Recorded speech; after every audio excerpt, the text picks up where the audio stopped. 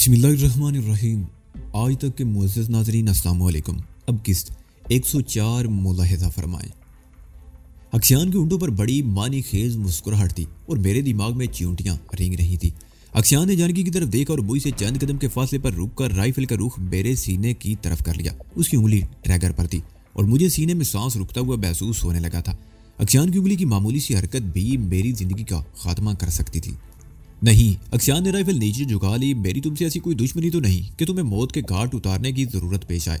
मामूली सा झगड़ा था हम दोनों का। अगर तुम उस थैले और उसमें मौजूद चंद हजार युआन की रकम को भूल जाते तो बात आगे हो जाती। मगर वो चंद लम्हे को खामोश हुआ, फिर बात जारी रखते हुए बोला, मगर मुझे डांकों में देखकर तुमने मुझे खंजर की नोक पर रख लिया था। अपने आप को खतरे में देखकर मुझे मजबूरन पिस्तौल निकालना पड़ा। मैं उस वक्त तुम दोनों को एक ऐसी जगह पर ले जाना चाहता था जहां हम तीनों के सिवा कोई और ना होता और हम इत्मीनान से बैठकर ये झगड़ा तय कर लेते। मगर बुरा हुआ उस गाड़ी का जो ऐन वक्त पर उस तरफ आ गई। तुम्हारी साथी ने इस मौके से फायदा उठाने की कोशिश की और अपने आप को बचाने के लिए मुझे मजबूरन गोली चलानी पड़ी। तुम्हारी ये साथी मेरी गोली से तो बच गई मगर कार से टकरा गई। ये खुशकिस्मत है कि कार से टकराने के बाद भी से कोई नुकसान नहीं पहुंचा और मैं बदकिस्मत साबित हुआ कि तुम लोगों से बच निकलने के बाद मुझे एक और शिकारी ने घेरने की कोशिश की। शिकारी? मैंने हैरत से उसकी तरफ देखा, लेकिन मेरी इत्तला के मुताबिक वहां से तकरीबन 2 मील दूर तुमने किसी आदमी को लूटने की कोशिश की थी और मुज़ाहमत करने पर तुम उसे कत्ल करके भाग गए थे।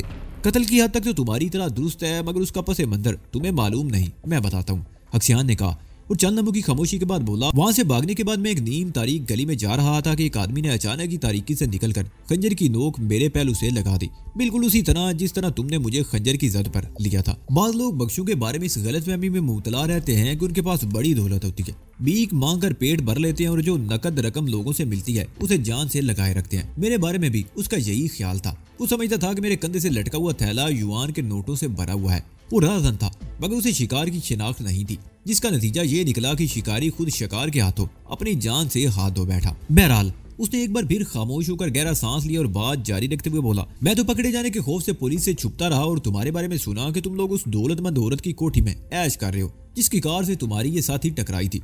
मेरे लिए कोई ठिकाना नहीं था, ना कोई इबादत का और ना किसी सराय का रुख कर सकता था। पुलिस बड़ी सरगर्मी से उस बख्शू को तलाश कर रही थी जिसके हाथों एक शरीफ शहरी मारा गया था। अगर उस रात मुझे ये शरीफ आदमी ना मिल जाता तो मैं इन्हीं सलाखों के पीछे बंद हो चुका होता। उसने दाई तरफ खड़े हुए पिस्ता कामत और भारी भरकम चीनी की तरफ इशारा किया। ये चू आन है, डाकू के इस छोटे से गुरोह का सरदार। मैं इत्तफाक से हमारा सामना हो गया था। इसे मालूम था कि पुलिस को एक कातिल बख्शू की तलाश है। इसने जिस तरह मुझसे सवालात किए थे इससे मुझे शुबा हुआ कि ये भी कोई शरीफ आदमी नहीं है। मैंने इसे बताया कि मैं वही बख्शू हूँ जो पुलिस को मतलूब है। ये मुझे अपने साथ दरिया के पार पहाड़ियों में ले गया जहाँ इन दिनों इन्होंने अपना ठिकाना बना रखा था। वैसे इनका कोई मुस्तकिल ठिकाना नहीं है। ये शहरों में वारदातें नहीं करते, शायराओं पर सफर करने वाले मुसाफिरों को लूटते हैं और ठिकाने क्या इलाके भी बदलते रहते हैं। इसने मुझे भी अपने ग्रोह में शामिल होने की पेशकश की जिसे मैंने फौरन ही कबूल कर लिया। वैसे भी मैं जिंदगी की यकसानियत से उकता चुका हूँ। भीख मांग कर लोगों को धोखा देकर लूटना और इबादतगाहों में रातें बसरना कोई मजा नहीं रहा इस जिंदगी में।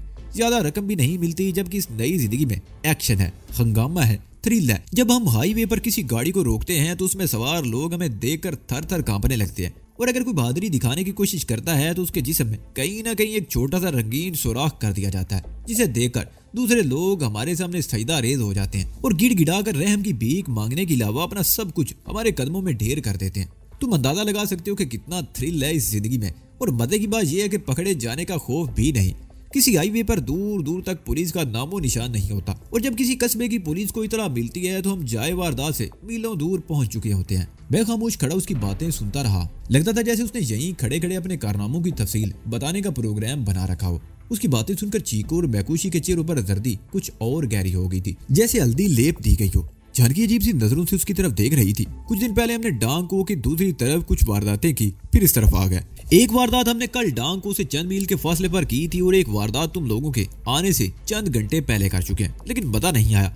हमने सोचा था कि आखिरी वारदात करके शाओ यांग की तरफ निकल जाएंगे। चुआन का कहना है कि शाओ यांग और हैंग यांग की दरमियानी शायरा पर बड़ा माल मिलता है। हैंग यांग में एयरपोर्ट होने की वजह से बड़े बड़े दौलतमंद लोग उस शायरा पर सफर करते हैं, बड़ा माल है वहाँ। इस तरफ तो हम वक्त ही जाया करते रहे हैं और तुम लोगों के आने से पहले हमने जो वारदात की थी उसमें भी कुछ ज्यादा नहीं मिला था। हमारा ख्याल था कि इस वक्त भी हमें मायूसी ही होगी, लेकिन दुनिया की सबसे कीमती दौलत इस वक्त मेरे सामने मौजूद है। उसने खामोश होकर पहले जानकी और फिर चीकू और मैकुशी की तरफ देखा। ये सरदार चुआन बड़ा अक्लमंद आदमी है। वो बोलता रहा, लोगों को लूटने के लिए बड़े बड़े नफसियाती हरबे इस्तेमाल करता है। शायरा ब्लॉक की तो इसे यकीन था कि इस तरफ जो भी गाड़ी आएगी रोड ब्लॉक देखकर इसी कच्चे रास्ते पर निकलने की कोशिश करेगी या वापसी का रास्ता इख्तियार करेगी। अगर तुम्हारा ड्राइवर अक्लमंद होता तो सड़क पर से एक आध पत्थर हटाकर रास्ता बनाता और सीधा निकल जाता, लेकिन वो इस रास्ते पर निकल आया जहाँ हम तैयार बैठे थे। पहला बार हम करते ताकि दूसरे दहशत ज़दा हो जाएं और उन्हें कुछ सोचने का मौका भी ना मिले। वैसे ये बात मेरे ख्वाबों ख्याल में भी नहीं थी कि यहाँ तुमसे आमना सामना हो जाएगा। डरो नहीं, मेरी तुम्हारी ऐसी कोई दुश्मनी नहीं है कि तुम्हारी जान लेने की कोशिश करूं। दरअसल मैं और मेरे साथी कई रोज से इस नेमत के लिए तरसे हुए हैं। उसने जानकी वगैरह की तरफ इशारा किया। इन पहाड़ों में अंदर जाकर कहीं एक आध रोज आराम करेंगे और फिर हमारे और तुम्हारे रास्ते अलग अलग हो जाएंगे। तुम लोग कहीं भी जाने के लिए बिल्कुल आजाद होगे। मुमकिन है हक्सियान रुके बगैर कुछ और भी बोलता रहता, मगर सरदार चू आन की वजह से उसे अपनी जबान को ब्रेक लगाना पड़ा। वो चंद में खामोशी से मेरी तरफ देखता रहा, फिर बोला, सरदार चौहान का ख्याल है कि हमें ज्यादा देर यहाँ नहीं रुकना चाहिए। हमारी वैन इन्हीं सड़कों में जरा आगे खड़ी है, तुम लोगों को ज्यादा नहीं चलना पड़ेगा, लेकिन पहले अपना खंजर मेरे हवाले कर दो। मैंने झुककर पिंडली पर बंधा हुआ खंजर निकाला और खामोशी से उसके हवाले कर दिया। ये गनीमत था कि उसे ये ख्याल नहीं आया था कि मेरे और जानकी के पास पिस्तौल भी हो सकते हैं। उसे मैं राइफल की जद पर लेकर एक तरफ हटने का इशारा किया और साथ ही अपने दो साथियों को भी इशारा कर दिया। वो दोनों बड़ी तेजी से वैन की तरफ बढ़े। एक तो ड्राइवर और मोयांग की लाशों के लिबास की तलाशी लेने लगा और दूसरा वैन में घुस गया। 2 मिनट बाद चीकू और मैकुशी का सूटकेस लेकर बाहर आ गया। सूटकेस जमीन पर रखकर उसने एक झटके से ताला तोड़ दिया। वो ढकना उठाकर तलाशी लेने लगा। वो कपड़े उठा कर बाहर फेंकता रहा। कपड़ों के नीचे नोटों के बंडल रखे हुए थे, उनके साथ ही ज्वेलरी बॉक्स भी था। उसने नोटों के बंडल और ज्वेलरी बॉक्स उठाकर सरदार चौहान के हवाले कर दिया और सूटकेस को जोरदार ठोकर मारकर दूर उछाल दिया। सरदार ने ज्वेलरी बॉक्स और नोटों के बंडल कंधे पर लटके हुए थैले में रखते हुए कुछ कहा तो वही शख्स चीकू और मेकोशी की तरफ मुतवज्जो हो गया। उन दोनों के गलों में तलाई लाकट थे। उसने दोनों के लाकट खींच लिए। उन दोनों ने अपनी अपनी उंगलियों से अंगूठियां उतार कर खुद ही लुटेरे के हवाले कर दी। उन दोनों से फारिग होकर वो जानकी की तरफ मुतवज्जो हो गया, मगर यहाँ उसे मायूसी हुई। जानकी के जिस्म पर कोई जेवर नहीं था। उसने लाकट और अंगूठियां भी सरदार के हवाले कर दी। इसी दौरान में दूसरा आदमी भी लाशों के लिबास की तलाशी ले चुका था। उसने भी उनकी जेबों से बरामद होने वाली रकम सरदार के हवाले की और फिर हमारा मार्च शुरू हो गया। 2 आदमी हमसे 20 गज आगे तेज से चल रहे थे। सरदार और अक्सियान हमसे 3-4 कदम पीछे थे। उनका 5वां साथी सबसे पीछे था। अक्सियान ने तो पैंट और टी-शर्ट पहन रखी थी। अलबत्ता उन डाकुओं के लिबास बिल्कुल मुख्तलिफ थे। जिस्म के ज़ेरी हिस्से पर जो कुछ पहन रखा था उसे पाजामा या पतलून नहीं कहा जा सकता था। इस किस्म के ट्राउजर रेस के घोड़ों या जोकियों को पहनते हुए देखा था। घुटनों के ऊपर से किसी कदर फूला हुआ और पिंडलियों के करीब पांचे टांग से बिल्कुल चिपके हुए। साइड में तकरीबन 6 इंच लंबी जिप लगी हुई थी जिससे पांचों को खोला जा सकता था। ऊपर पूरी आस्तीन वाली जैकेटें थी। सरों पर अजीब सी टोपियां जिन्हें बवक्ते जरूरत नीचे खींचकर चेहरा भी छुपाया जा सकता था। हर शख्स के सीने पर क्रॉस करते हुए बेल्ट थे जिनमें राइफलों की गोलियां भरी हुई थी। तकरीबन 20 मिनट बाद हम रुक गए। दाईं तरफ सड़क से जरा हटकर 2 चट्टानों के दरमियान एक कुशादा कटाव में एक स्टेशन वैगन खड़ी थी, जिसके चारों तरफ ऐसी रंग बिरंगी तस्वीरें बनी हुई थी जिनसे अंदाजा लगाया जा सकता था कि इस वैगन का ताल्लुक किसी सर्कस से है। हम चारों को एक सीट पर बिठा दिया गया। सरदार ड्राइवर के साथ वाली सीट पर बैठ गया था। उससे पिछली सीट पर अक्सियान एक आदमी के साथ बैठ गया और 5वां आदमी हमारी सीट के फर्श पर बैठ गया, जहां तेल के 3 गैलन और कुछ और चीजें भी रखी हुई थी। वैन इसके टाव से निकलकर पथरीले रास्ते पर दौड़ने लगी। तकरीबन 3 घंटों तक वैन रुके बगैर चलती रही। अंधेरा फैल गया। ड्राइवर ने हेडलैम्प्स रोशन कर लिए। उसके बाद भी वैन इस वीराने में तकरीबन 1 घंटे तक चलती रही। मुझे अंदाजा लगाने में दुश्वारी पेश नहीं आई कि इन्हें खास ठिकाने पर पहुंचना था और मिलाकर वैन पहाड़ियों में एक और तंग से रास्ते पर मुड़ गई। चट्टानों में 2-3 चक्कर काटने के बाद वैन रुक गई और हमें नीचे उतार कर राइफलों की जद पर ले लिया गया। तकरीबन 15 मिनट बाद इन चट्टानों में चलने के बाद हम एक गार में दाखिल हो गए। गार काफी खुशादा था और गालबन अक्सर इस्तेमाल होता रहता था। एक आदमी ने टार्च रोशन करके वहां पर पहले से मौजूद मशलें जला ली। गार के फर्श पर चटाइयां बिछी हुई थी। एक तरफ पत्थरों से बना हुआ चूल्हा और उसके आसपास लकड़ियों का ढेर लगा हुआ था। हमें एक दीवार के साथ बिठा दिया गया। एक डाकू ने हमसे चंद गज दूर बैठकर हम पर राइफल तान ली। सरदार सामने वाली दीवार से टेक लगाकर बैठ गया और अपने आदमियों को मुख्तलिफ अहकामात जारी करने लगा। ये लोग वैन की छत से पानी का 20 गैलन वाला एक कैन, एक पतीली, एक कैतली और एक थैला भी उठा लाए थे, जिसमें चावलों के अलावा कुछ बर्तन भी मौजूद थे। चूल्हे में आग जला ली गई और चावल पकाने की तैयारी शुरू कर दी गई। हिक्सियान सरदार के करीब बैठा खुसर फुसर कर रहा था।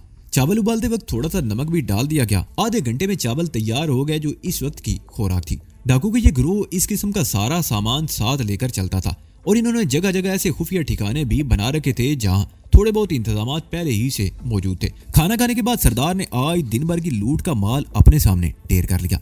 1 घंटे तक हिसाब होता रहा और फिर इस माल की तकसीम शुरू होगी। हर डाकू अपने हिस्से की रकम अपनी जैकेट के अंदर की खुफिया जेबों में छुपाने लगा। इख्शान के हिस्से में अच्छी खासी रकम आई। इसके अलावा उसने एक लाकट पर भी कब्जा कर लिया था। मुझे अंदाजा लगाने में दुश्वारी पेश नहीं आई कि उसने इस मुख्तसर से अरसे के अंदर इस गिरोह में अपने लिए अच्छी खासी जगह बना ली थी। गार का दाना अगरचे तंग था लेकिन अंदर से काफी कुशादा था। दाईं तरफ एक कुशादा कटाव था जो अंदर की तरफ लंबाई में भी 6-7 फुट से ज्यादा नहीं था। पिछले हिस्से में एक जगह तकरीबन 3 फुट ऊपर एक और तंग सा दहाना था जहां से बैक वक्त एक आदमी ही अंदर दाखिल हो सकता था, लेकिन लगता था अंदर से वो गार भी काफी कुशादा होगा क्योंकि खाना खाने के बाद कुछ ही देर बाद एक आदमी मशल लेकर उस दहाने में चला गया था और अंदर काफी देर तक उसके कदमों की आवाज सुनाई देती रही थी। वो आदमी मशल ऊपर वाले गार में ही छोड़कर वापस आ गया। सरदार जवान और इख्शान बदस्तूर सरगोशियों में मसरूफ थे। मैं कन्ना की उसे इधर उधर देख रहा था और मैंने नोट किया था कि 2 आदमी चीकू वगैरह को घूर रहे थे। उन्हें इस तरह घूरते देखकर मेरे जहन में जो अंदेशा उभरा था वो गलत नहीं था। उनमें से एक आदमी उठकर हमारे करीब आ गया। वो चंद में तीनों औरतों को घूरता रहा और फिर मेकोशी का हाथ पकड़कर खींचने लगा। मेकोशी के मुंह से चीख निकल गई। वो खौफ से थर थर कांपने लगी। मैं समझ गया कि उसके साथ क्या होने वाला है। अगरचे मैं उसकी मदद करने की पोजीशन में नहीं था मगर खामोश भी नहीं बैठा रह सकता था।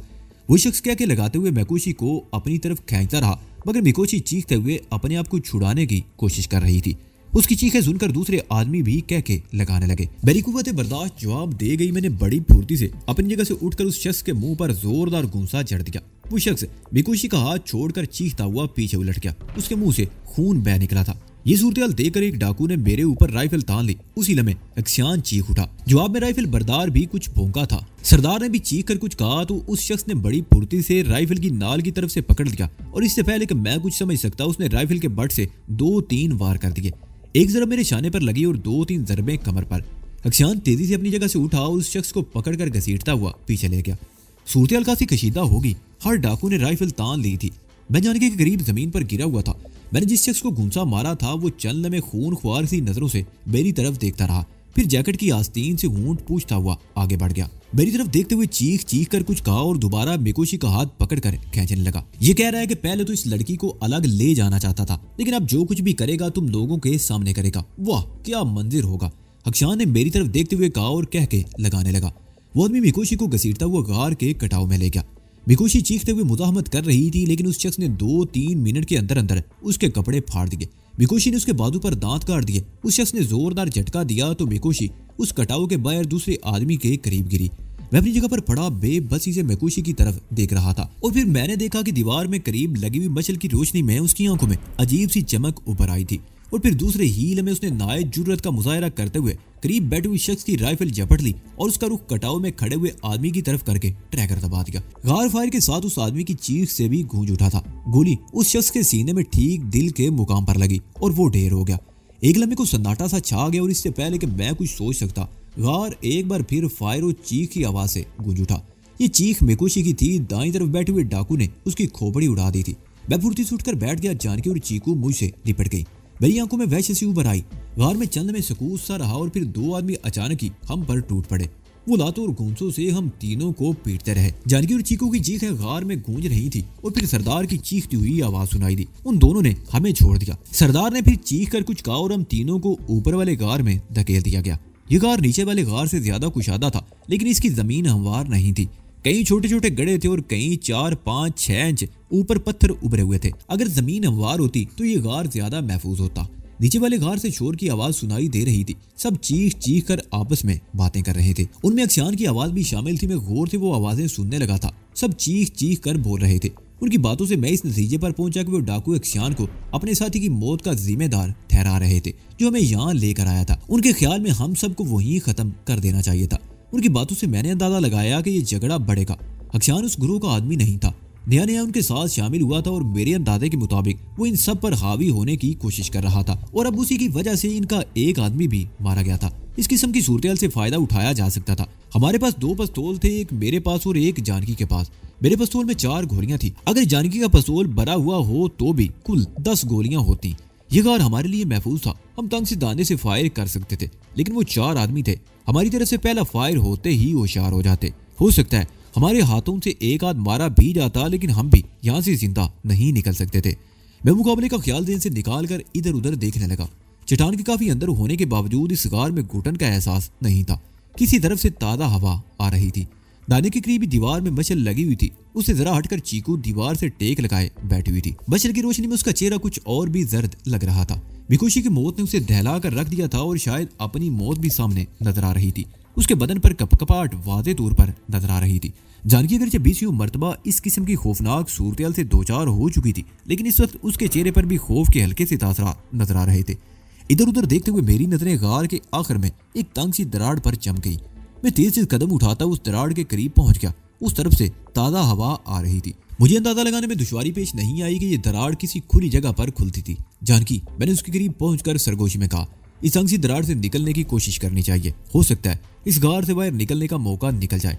अगर इस दरार से बाहर निकलने का कोई रास्ता होता तो ये लोग हमें यहाँ बंद ना करते। जानकी ने जवाब दिया, ये लोग अक्सर यहाँ आते रहते हैं और इन्हें इस दरार के बारे में भी मालूम होगा, लेकिन हो सकता है इन्होंने इस सवाले से कभी तवज्जो ना दी हो। हमें एक कोशिश तो करनी चाहिए। मैंने कहा, अगर यहाँ से निकलने का मौका मिल जाए तो इससे अच्छी बात और क्या होगी। जानकी ने कहा। मैंने दाने के करीब आड़ में खड़े होकर नीचे झांकने की कोशिश की। उनमें कोई नजर तो नहीं आया, ताहम उन लोगों की चीखने चिल्लाने की आवाजें सुनाई दे रही थी। मैं जानकी और चीकू को इशारा करता हुआ दराड़ की तरफ बढ़ गया।